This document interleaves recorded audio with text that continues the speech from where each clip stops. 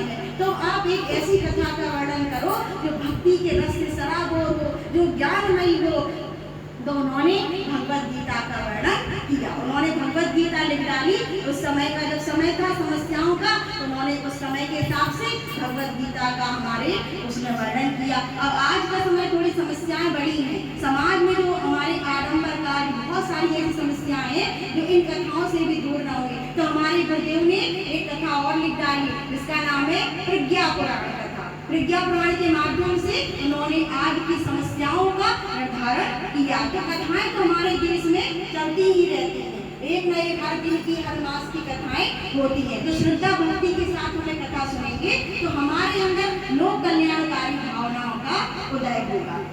हमारी नजरों में जो बाह्य आडंबर का पर्दा लगा हुआ है, वो नजरों में का क्या होना चाहिए? उन नजरों का पर्दा हमें हटाना चाहिए। अब वो नजरें कैसी थी? बोले कि एक व्यक्ति था, वो कोरोना के समय में टीका लगवाने गया।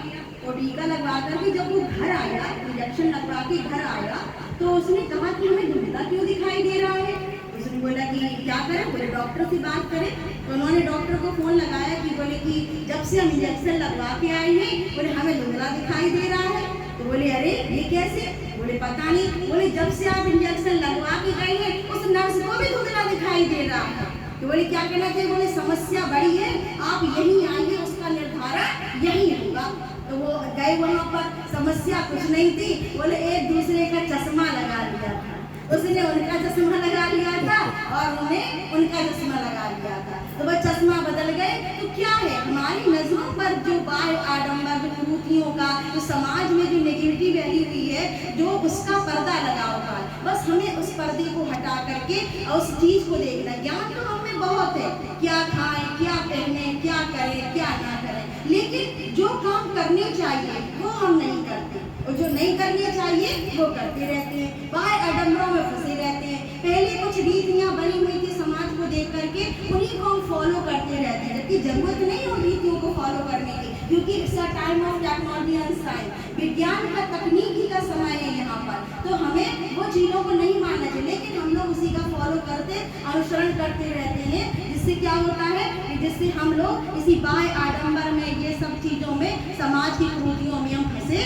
आज भी फंसे हुए हैं। और हमें क्या करना चाहिए? एक इंग्लिश में कहावत है, change is the law of nature, बदलना प्रकृति का नियम होता है। अगर हम समय के साथ बदलते हैं तो क्या होता है? तो हम समय के साथ चल पाते हैं। अगर समय के साथ नहीं बदलते हैं, उन्हीं रूढ़िवादियों में, कट्टर चीजों में फंसे रहते हैं, तो फिर हम समाज के समय का हम मुकाबला नहीं कर सकते, पीछे रह जाते हैं। यही तो हो रहा है।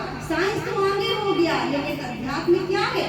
जो हमारे सनातन धर्म का सबसे अच्छा स्रोत था, जिसके कारण हम विश्व गुरु कहलाते थे, हमारा नाम धीरे धीरे भारत देश का सबसे पीछे राज्यों गिना जाने लगा, क्योंकि हमने अपने धर्म को, अपनी संस्कृति को समझा नहीं, उसको भूलते जा रहे हैं। इसी कारण साइंस तो आगे हो गया और अध्यात्म पीछे हो गया, जबकि होना दोनों को बराबर चाहिए। अगर अपने भारत देश को कहाँ लाना है, अग्रणी बनाना है, फिर से विश्व गुरु सोने की चिड़िया बनाना है, तो फिर से हमें अध्यात्म को भी साथ लेकर चलना चाहिए। गुरुदेव ने यही प्रयास किया है और हम सब लोग उनके शिष्य हैं। हमने कुछ नहीं, वो जैसा सिखाते हैं हम लोग वैसा ही कहते रहते हैं। हमें इतना योग्य नहीं है हम लोग कि उनकी कथा, भगवान की कथा को कह सके, लेकिन गुरुदेव जो करवाते हैं, बस कहते never say no, always try. कभी ना मत कहो किसी काम के लिए, हमेशा क्या कहो? कोशिश करो।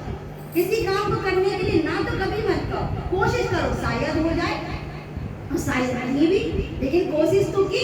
आपने हमेशा अपना प्रयास तो किया, अपना बेस्ट देने की कोशिश तो की। अगर कुछ करोगे नहीं तो कुछ हासिल भी नहीं होगा। जो ऊंचाइयों पर पहुंचते ना, तो ठोकर लग कर के पहुंचते हैं। जब ठोकर लगी तभी आप ऊंचाइयों पर पहुंच पाएंगे, ठोकर नहीं लगेगी तो फिर आप कुछ नहीं कर पाएंगे।